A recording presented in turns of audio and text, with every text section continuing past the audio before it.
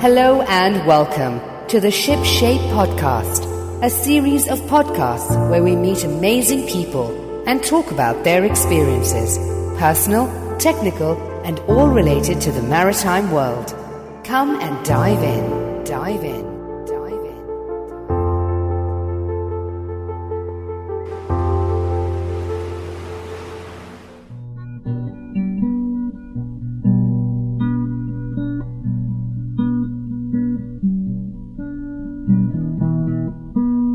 This week on the SHIPSHAPE podcast, we speak to Birgit Liodden, self-made entrepreneur and founder, CEO, and chief mermaid from the Ocean Opportunity Lab. Speaking to her, we attempt to get to grips with the thorny topics of sustainability and diversity within the maritime space, as well as finding out what it was like to interview none other than Barack Obama back in 2018. So thank you very much for joining us. My name is Georgia Tyndale, and I'm a freelance editor and writer from the maritime sphere, and I'm joined by Meryl.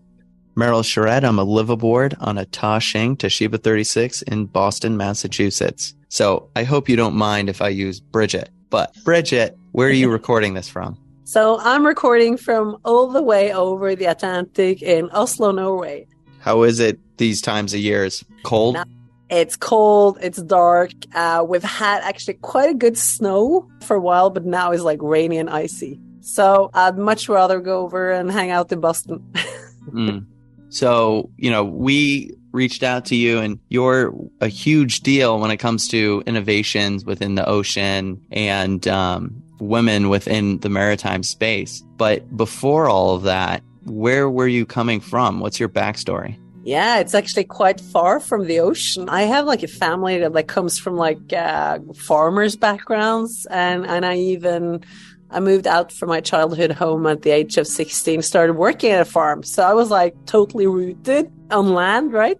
But I've always loved the ocean. So I landed into the maritime industry really by chance back in 2006, which is now, forever, 17 years ago. And that was completely really by chance. And I even declined the first opportunity to do an interview for the job that I landed because I was like, shipping, that sounds, so conservative, lots of old guys, you have all of these thoughts around. And I was like, yeah, no, not for me. It's very far away from the type of personality and values that I have, right?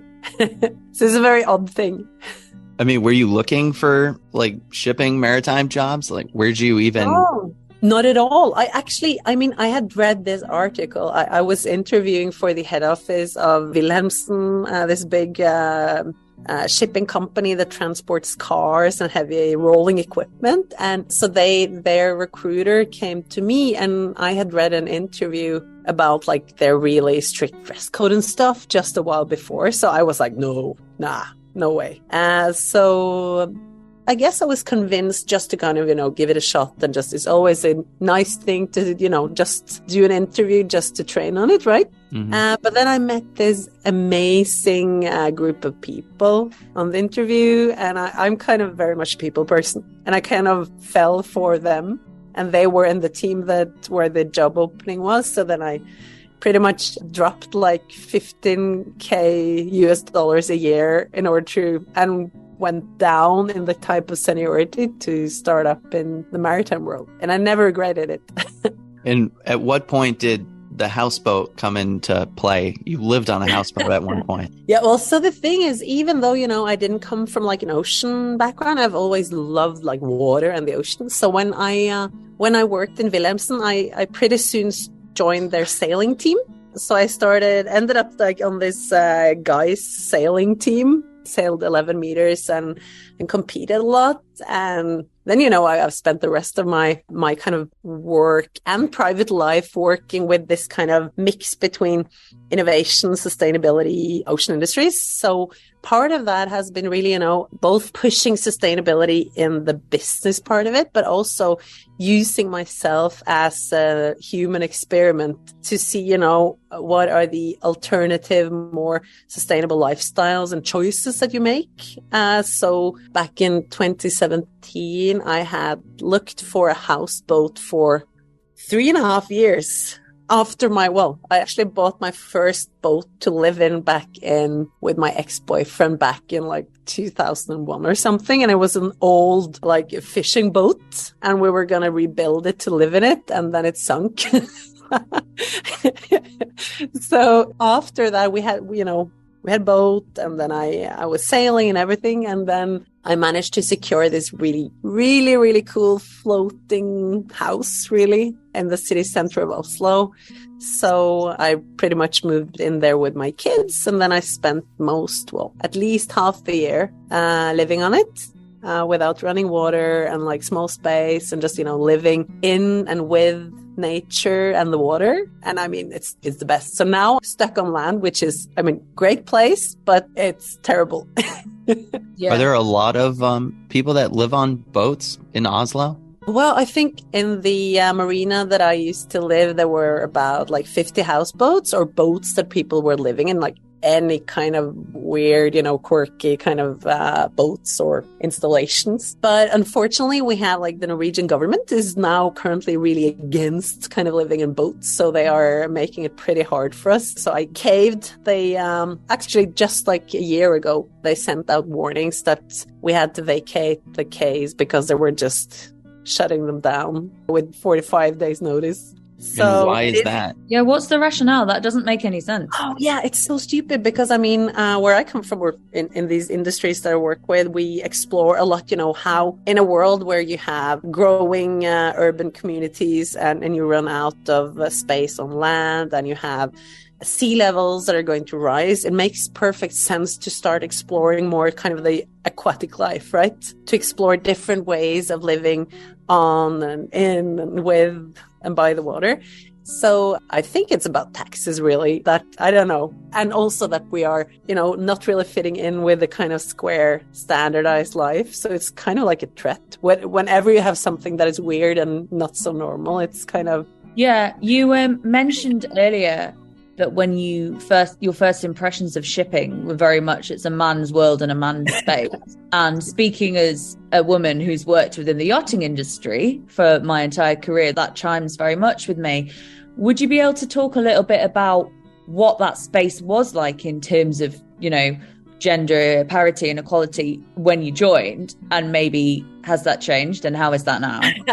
Yeah, and oh my God, question. No, and it's actually the timing of that question is kind of the coolest timing ever. So when I started, I think in Norway there was like one really, really visible female role model in our industry when I started, who was a female ship owner.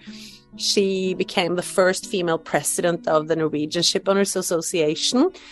And I think, beside her and a couple, like few others, there wasn't really culture for visible female leaders or women in the industry. It was really kind of, when you looked at the external image of the industry, it was like pale, stale and male kind of thing, right? And not really, feeling inclusive. But then as I came in, I was really an outsider on, young woman. So that was kind of off, socialist, totally off, came from outside the industry, no ties, no background from the industry. It's like everything is like, you're an outsider anyway, So I think that for me it was kind of easier, perhaps, because I didn't come from the inside. So I wouldn't have that kind of sense of, having to fit in. So then I think sometimes it's just easier. You don't have all of these ties, so you can just kind of be more free because people just expect you to be weird anyway. But I think there were starting to become more women, but they weren't really visible. And then I started working not with women, but actually with the young generation really early, because I was more experiencing that it was a huge gap, like a generation gap, and like half a generation missing in our industry. So I started working not on the gender issue because I hadn't really thought about it, that much, that there was an issue with gender and being a girl. But I started working with the age and working for the young generation, building up what is called YoungShip International, which is this international organization for the younger generation up to like 35, 40. So I guess I kind of started there. And then through that role, I started, kind of taking the stage, and they were becoming aware that, there weren't that many girls. And then I talked a lot about the need for, role models in our industry, and the needs for, building these bridges and uniting the generations. And then somehow I ended up like being that person that was, taken into all of these kind of stages or boards and organizations and stuff to kind of represent, I don't think even like the gender issue, but I got to represent kind of the young voice around the table quite early. And I actually experienced that it was really inclusive. There were really a lot of people out there that wanted change. They were very open to new mindsets. It was easy to challenge them. So I actually felt I've had an extremely good support all through my career. I guess as a person, I'm like a gap finder. I'm super nerd about finding things that doesn't work or should be better. And then I nerd at like figuring out who else out there that I can have fun with while bridging these gaps, right? So obviously the gender issue it came up quite early as well. So back in 2011, I started the first mentor program for women in the industry with another colleague of mine, Birgit Liodden. And we established like the first conference for connecting like girls and women from like high school up to like owners of big companies and everyone in between. And I think that, we are working in these industries that are really, really now needing change. And if we're going to innovate and create change, then we need a diversity of really smart people that kind of approaches problems and issues and solutions from many, many different angles. So then it's just natural that you need more women, more people with huge difference in kind of where they come from, how they look at the world, how their brain works, what they learned at school and everything. So I think that back when I started, it was much fewer girls, but it was I don't think it was really hard. I felt that when I kind of climbed the ladder, and suddenly at the age of 32, I ended up coming into this position after having built a YoungShip to become the first female director and top executive of any of the international shipping exhibitions. That was much worse. That was when I suddenly I was in like the guys' territory, and they were like, what? We have been like at that point. It was like, it had been up until then, it had been like, oh yeah, she's young and she's, innovative. We're supporting her. It was like, you're their little mascot. Yeah. And then all of a sudden you're like stepping into our territory.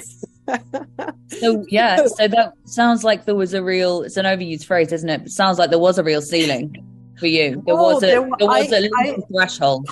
I totally smashed that ceiling and it hurt. I think that was the first time that I really, really experienced like personally how tough it was and how kind of much needed to change. So while I was a director of North Shipping, I had already got them to sign in on being, allowing me, when taking that role, I was given the freedom to, use that as a platform for driving equality and inclusion and diversity and entrepreneurship. And then when I left that role, then I made that huge pledge of just, totally shaking up the industry when it comes to equality.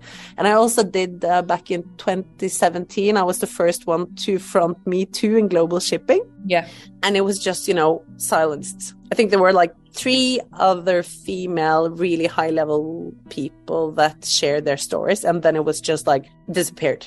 And I was going to ask you about that actually. What was it? Why do you think that because other industries did the Me Too movement and it really, kicked off. What is it about shipping, do you think, that meant that it was shut down? I think it's fair. What I saw was that both within, I was, in the board of the organization for female leaders in our industry. And I did bring it up to our board in Norway. I brought it up in the board of our international organization. I think people were dead scared of being like associated with this terrible kind of angry feminist kind of movement. So I think people were just like really worried to be connected or associated with it in any way. And I also think that, this is kind of in some ways that one of the most stupid kind of traits of the maritime industry is that sometimes if you feel that there is some, negative storytelling or negative things coming out, you try to just kind of make it go away, push it under the surface, which doesn't really work anymore, right?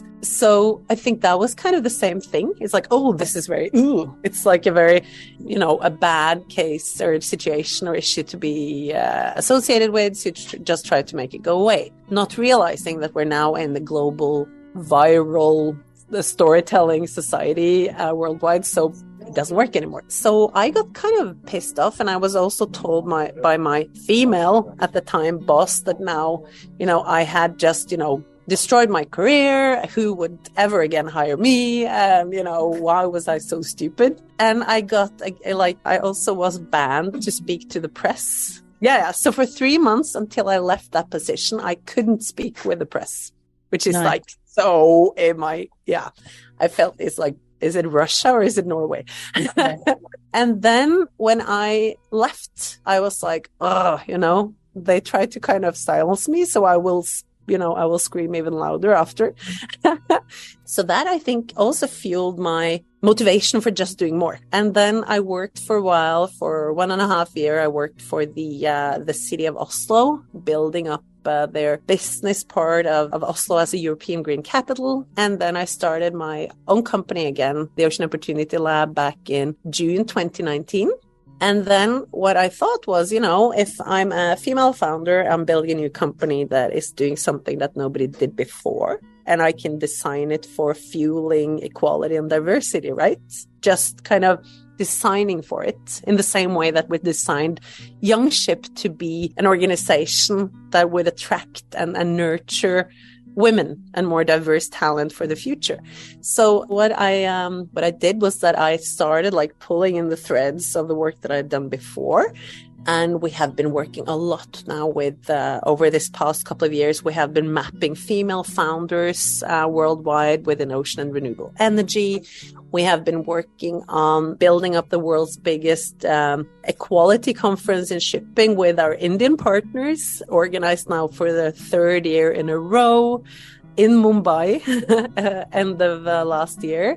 And now we're kicking it even harder. So tomorrow, we are doing a global but Oslo-based kickoff on a brand new initiative, or actually 2 initiatives. We have one initiative where we are using our interactive innovation and entrepreneur platform to build the first global pool of female candidates to senior positions, leader board positions across ocean and renewable energy. And we even got the Norwegian Minister of Equality to take part in our kickoff. We have Maersk headquarters. We have lots of big ship owners, almost all of the leading equality organizations across boating, maritime, and energy joined and united in this. And then we are also pushing out in April. We're including it tomorrow in our kickoff, but in April we are also releasing the upcoming 100 inspirational female founders of ocean and energy. So now we're just, let's see how far we can take it, and let's just have fun along the way and open up, the amazing world of great, talented females, leaders, investors, owners, and entrepreneurs. Yeah. It's one of those things, isn't it? It's like the harder you try and, one of those games, isn't it? The harder you try and push something down, it'll pop up again. Exactly. Oh, yeah. They try to push you down and you're just popping up again with a lot more energy. So yeah. I think that some have called me like a force of nature, not necessarily meant as a compliment. One of the things that you said that really resonated with me, because I experienced that over the US. I try to work with a lot of the trade schools and vocational schools and try to promote the youth. And you had mentioned that a lot of people are all about it, right? They're like, oh, you're a mascot. And, I kept hearing about the youth and trying to get the youth involved in the boating industry and all of that. But when you get to the top, you find out that what they really want is just like essentially slaves, right? They're like, oh, we'll bring the youth in and they'll never have a chance of getting up to our level, but we love the youth. Can you talk about how to like navigate that / how do you change an industry's belief system?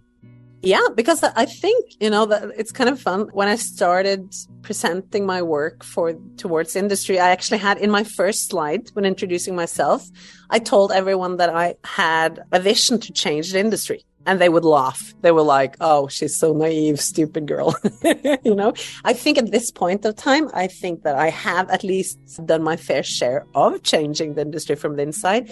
And I think that has been all to do with collaboration. So I think for me, it's, in these scenarios where you see that something isn't working, first, it's kind of, drawing up this picture of how it could work if it was different. And then making people, buy into and getting engaged and wanting to create that into reality.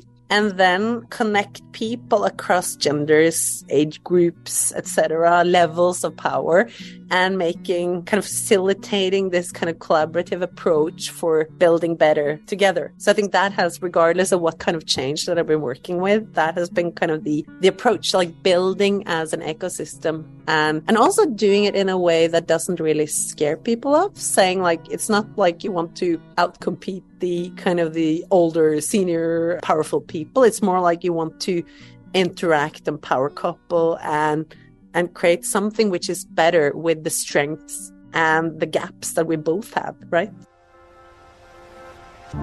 This show was sponsored by MITA, the Marine Industry Digital Agency.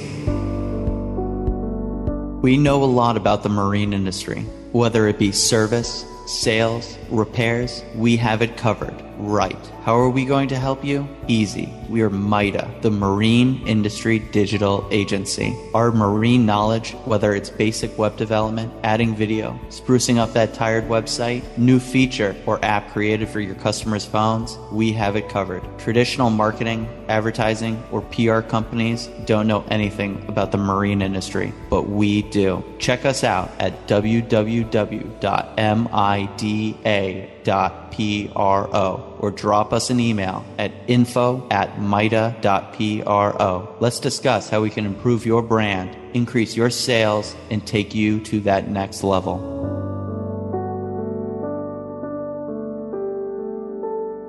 Welcome back to the SHIPSHAPE podcast. How important is data in all of this?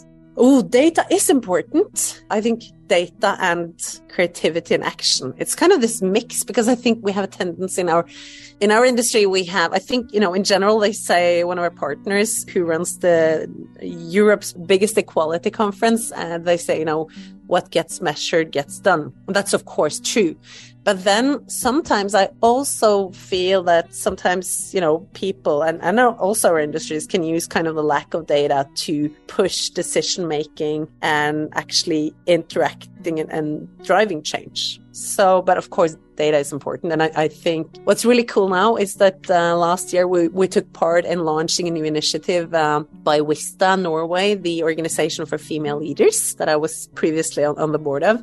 We launched an initiative called 40 by 30. It reflects that we aim, the organizations and the companies behind it aims to get like 40% female leaders in their organizations by 2030, which is super cool. And now I think, kind of you have to set some really hairy commitment and just, good goals that will be difficult to reach. And then you need to use data in order to figure out how to get there.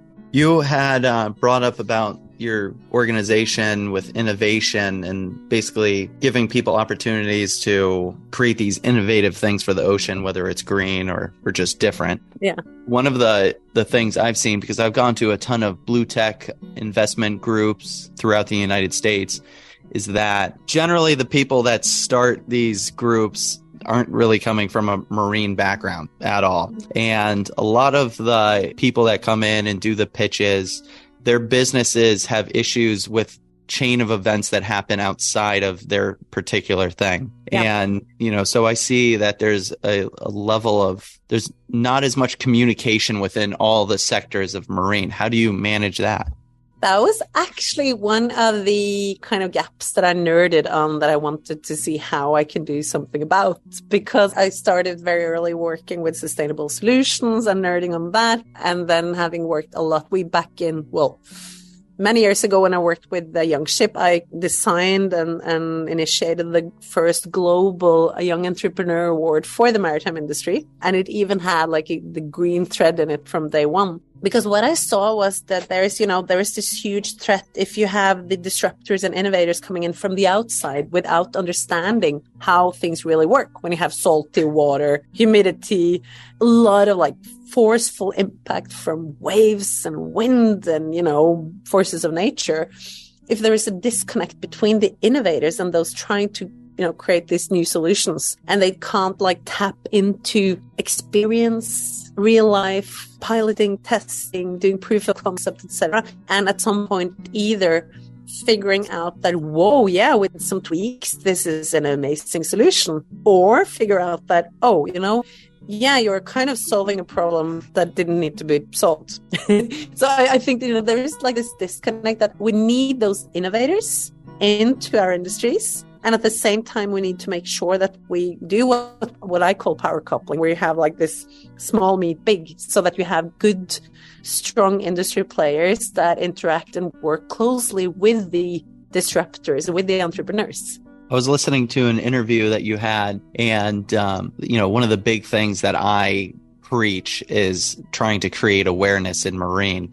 But I had really not understood why there was a lack of awareness. And you brought up how back in the day, the shipping industry, it would go into a city and everything was built around that. And nowadays it's so separate from people's everyday, experiences in life that people just aren't aware of the opportunities and all of that. How do we create awareness in the present day? Yeah, that was my reason for accepting joining first the board and then taking on presidentship of the Norwegian Association for Environmental Boats with leisure boats, because I, of course, been a user of leisure boats, but I come from the hardcore, more commercial marine side, right? And I see kind of everything that happens with blue tourism, leisure boating activities in the marinas, in the fjords, at sea, that involves just normal people. I think that's kind of the bridge for now. And then I also think that because, of course, before the ports, they were the heart of the city and the heart of the community, because you were so depending on the port for, getting your food in, getting supplies, everything was around it. But then, of course, it became kind of noisy, polluted and everything. So you moved it further away. You have security things and everything. So now it's it's kind of not something, the ports aren't really open to the people, And then we tend to forget how our phones or food from around the world, etc., comes by. It's it's just in the store, And I think up until lockdown, with all of these big supply chain crashes during lockdown, I think people haven't, normal people haven't really reflected on how do we get things moved around the world. They just kind of expect this, by plane, I guess, So I think for us, we have a really cool opportunity now with the green shift, because we can start now getting the ports clean. We can recreate and redesign the port environments into, blue test beds. Blue-green test beds that connects, land and sea, and that connects our B2B industries to normal everyday human and citizens. And I think that's really cool. Kind of just, opening up the oceans to the people again. And I think what we have done, I think there are quite a few cities that have now that have some cool projects. I know New York has their Red Hook area, and in LA you have Alta Sea that we work with, in Port of LA. In Holland you have a lot of really cool projects, and here in Oslo we've done quite a lot to open up again kind of the area that is from each end of the city. We have opened up kind of a space to public so that you can actually use the port and use the quays and everything. So I think it's a lot about that, kind of making it more human, but also making it available, using the cities and the ports as kind of environmental, entrepreneurial, cool, clean test beds. Yeah, really cool. So could you just tell us a little bit about what Tool is? Yeah, well, Tool is in the future something like Tinder, but with a tech for good approach. We're not there yet, but we aim to just, remove the obstacles of exchanging resources that you need to innovate wherever you are and whatever level you're on within ocean and renewable energy. So we looked at kind of generic, what kind of resources is it that each of us need when we are starting a journey where we want to build and drive sustainable innovation. And at the same time, what kind of resources is it that any of us are representing towards other? And then using technology to build this tech for good and kind of paying it forward community worldwide that removes these kind of geographical barriers and boundaries, and that also kind of crashes these silos between the industry verticals. Because I grew up like in global industries. So I know that, if I have a problem somewhere, it might be, that the person with the perfect solution to that problem sits somewhere on the other side of the world. There's a very small chance that I will just, randomly run into that person. But if we all were, if we were all mapped, so you have this like interactive map where you can just browse and zoom in and explore like, okay, who are the people and the companies and the projects and the resource opportunities that are, just now out there in the Boston area or just now in Oslo or somewhere else.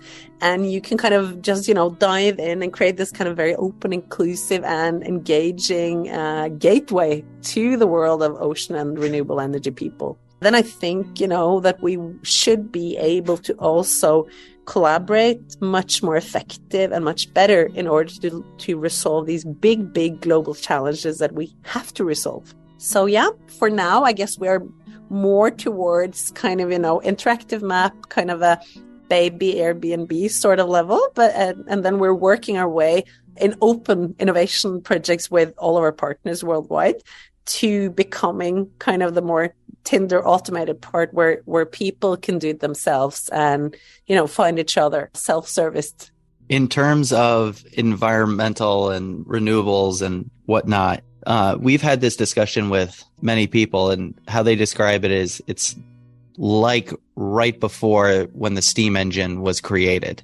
I've used that so many times when I've been pushing people towards like looking at the green shift like that we're in now, because you had like, back in the days, you went from sail to steam and then from steam to the diesel engine. And now you will have like the powertrains, fuel cells that are going to replace today's engines because they're completely outdated. And yes, I agree. I feel that we are just, we are just in the beginning of a whole different era. So what are the challenges that you face with that? Yeah, well, so I'm really fortunate, I think, to be sitting involved in a lot of different type of companies beyond just my own startup. So I'm on the board of a number of energy and both fuel cell, energy infrastructure companies and environmental NGOs. I think the key challenge that we are all facing now is, of course, that technology is more expensive. There is a higher technical operational risk and financial risk in the early days. So that's kind of this barrier to really, scale and get things out there. But that's also the most exciting part of it. Because, this is where we build, the companies of the future. And I think that we will, over, the 5 to 10 next years, I think we will see so many new players in the market. And you will see that those that are, resisting change might not be in the market anymore 5 to 10 years from now. And I think we will basically, you've seen it already in the automation industry, like with Tesla and the big car manufacturers. That's just kind of an example. And of course, the best way for those industries to change is that the big players, they gradually move over. But I think with maritime being so kind of having so many small players around the world, you will have a lot of people that will, go out of business, just like you had when, sail shift to steam and when steam shift to the diesel engine. Yeah, you want to be on the right side of that dynamic, basically, is what we're saying. Definitely. And I think, there has never been a more exciting time to be young. And I mean, now I'm not even that young anymore, but I think like for those coming after us now, that I also work a lot with, because I want more people in from kind of the grassroots up. And I think, it's so many opportunities. And it's like, it's really, now we are actually designing, we're kind of, ripping apart outdated society structures and industry structures. And now we get, put them back together in new ways. And that's like, wow, it's like building Lego. Yeah. So you've mentioned the word opportunity, and I can't miss this opportunity to ask you about one particular interview you might have done over the course of your career. So I believe you may have spoken to one Mr. Barack Obama. Could you tell us a little bit about the context behind that and what it was like? Yeah, and it's funny because 1 year before that interview, I was experiencing like a crazy burnout. So I was burned out after my North shipping job, and I was just seeking solitude on my new houseboat and just hiding away from the world and feeling that I was all kind of broken, shattered, like nothing ever good would come out of me again. So I kind of, at that point, 1 year before, I had thought that, I will probably never have like a leader job again. I'm just kind of, I'm just like this, broken glass that is just thrown out. And then I took on this job for the city of Oslo, and we collaborated because the city of Oslo where I worked had this, what we called Oslo Innovation Week. And for the first time, we had managed to co-align Oslo Innovation Week with something that is called Oslo Business Forum, which was quite a young initiative started by a group of students. So like true entrepreneurial setup. And then we were collaborating on like global press, communication, and like shared projects. And they were reaching out because they had a really big problem, because they had booked in Richard Quest from CNN to interview Obama. And then they got from Obama's office that no, it won't work.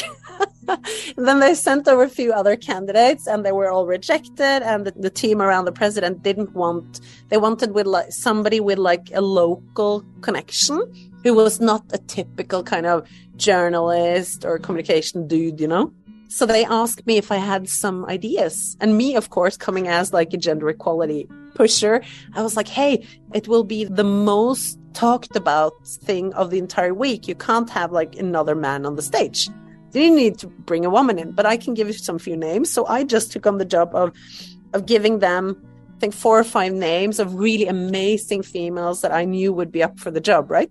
And then as I was doing that, my boss decided that he would throw my name into that pool. and so he did. And then a few weeks later, I suddenly got a call, and they were like, well, congratulations, Birgit, you're going to interview the president. And I was literally just, recovering from burnout. And just a few months before, I had done like a presentation for high school students, like 20 high school students. And I was like, I almost shit my pants. I was like, I was so nervous and nauseous and everything that I had to tell those high school students that, this is the first time that I'm back on the stage after having been burned out, and it's really tough. So, bear with me. And then I had this coming up, and I was like, oh my, that's like, it's like not even on your bucket list because it's just so far out. So how was it? It was amazing. And I was, up until a certain point, I was nervous. I think what was really good for me is that I'm, a forever rebel. So I have rebelled against a lot of powerful people, and I don't really respect power. And I don't really think about like who people are like on the outside. So I'm more on kind of the personal part. So I think that helped. And then I was also just thinking that, there are nobody here that are going to be interested in hearing about me. I'm just kind of, an interactive tool to make this keynote that he is going to do more interactive. So it was really, for me, it was helpful to kind of take off pressure by thinking that, I was just, an alternative microphone, So I kind of did those kind of mental exercises to just think, you're just, it's not you people will be focused on, it's him. And then I got to meet him before we started. We had like this photo shoot thing where I wasn't expecting to be included because it was like for these very VIP guests. And then they suddenly called me over, and I was approaching him, and he was like, hey, Birgit, you're the one who's going to interview me. I was like, oh my God, you know who I am? And then he had been reading up on my background, and he gave me praise for the work that I'd done for women in the maritime. And he encouraged me to continue the work that I did and everything. So it was, totally took all the pressure off. And then I think, was it half an hour or something before we were going to go on stage, I was standing like backstage and doing some like breathing exercises, kind of thing backwards, like doing everything just to kind of keep like very calm. And then he just walks over by himself with a cup of coffee, and then he just hangs out and chit chats with me without anyone else. So we just had a really good, start. So when we got on stage, he was just a really nice guy. He was really curious about my, perspectives. We talked about, dropout kids, problems with, the way the school system is rigged, how to make the world more inclusive. I mean, it was just like really nice conversation with a really cool person who, happened to be the president of the United States. Yeah, right. It's super, super weird. But I mean, people are just people. And I think that's the key. And really, the cool part of that is that I try to tell, younger people as well, is that, you don't have to be like Malala or the President Obama or anybody big to create change. You can be anyone and start that movement of creating change. It's not, it's not something because I think in the modern society, we have rigged these really big systems and structures. So it kind of makes us think that, just me, I can't do anything because I'm too small against kind of the big systems. But I think that's what we really need to kind of push that message to the younger generation and to normal people, that it's not the big players that get to decide the future. It's each of us. And we have that responsibility to actually take that step and bring in our energy and our enthusiasm and our motivation and hard work to actually create a future which is better than it seems to be going just now. So I know that you got a ton of stories, and you brought up being a rebel. When I reflect on my own life, I had one story in which there was ice all over my college campus, and eventually that led to me starting a newspaper, and the headmaster resigned after. Do you have any fun stories like that? Oh my God, I have a lot of stories. And I think I'm kind of this person that some people love me and some people really, really, really dislike me. Some few maybe in between. Oh my God. I think, kind of what I'm doing with Tool now is kind of that story of its own, because I got to this stage over many years in the maritime industry and working with telling the established community how to change. And then I just decided, it's not enough to just, give them my opinions of how things should be in the future. What I have to do is to kind of build this true, real life example of something that represents the future, so that they can actually kind of look at it and explore it and get into it. So I think my biggest rebel mission is Tool that I'm building now. But then I'm building that as, a house of rebels. So I'm building it in a way so that rebelling for all of the other rebels and change makers out there will be easier, so that the ecosystem of resources and really good players out there for them to thrive and get supported by is just there, Well, as we kind of come to our conclusion here, what tips and advice would you give a younger person trying to enter into the maritime industry? I think that, curiosity is one of the best capabilities to have in this time, because we are going to explore so many new things. We have so many big challenges to resolve. So I think curiosity and being very open that, the truths that we think we have now, they should be challenged and changed, because we will figure out new things that are better, smarter. And the combination, I guess, of curiosity and being open to continuous learning, and then, remove the ego and remove the focus on kind of the power plays and kind of the external bullshit, and more look at, what in the world is it that really makes your heart tick and be warm.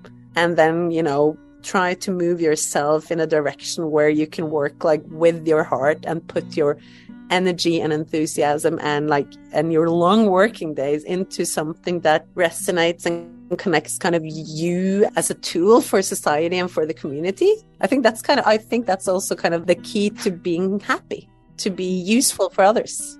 Well, where can people read about you and find out more about the work that you're on? Yeah, I think for now it's toolspawn.com.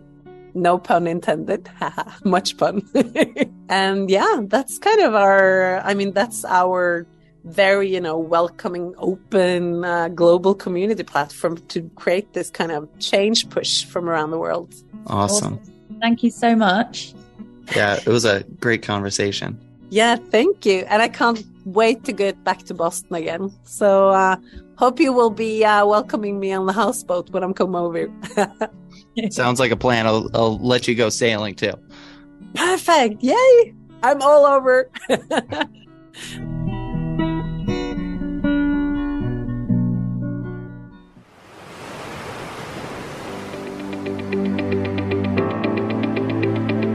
Check back every Tuesday for our latest episode, and be sure to like, share and subscribe to ShipShape.pro.